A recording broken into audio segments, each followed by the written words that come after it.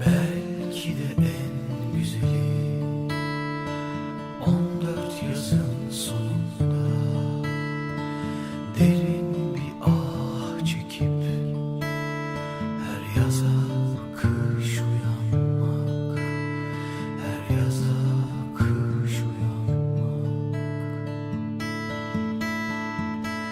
Belki zor olacak, İçimde bir ben sığacak, her nefes al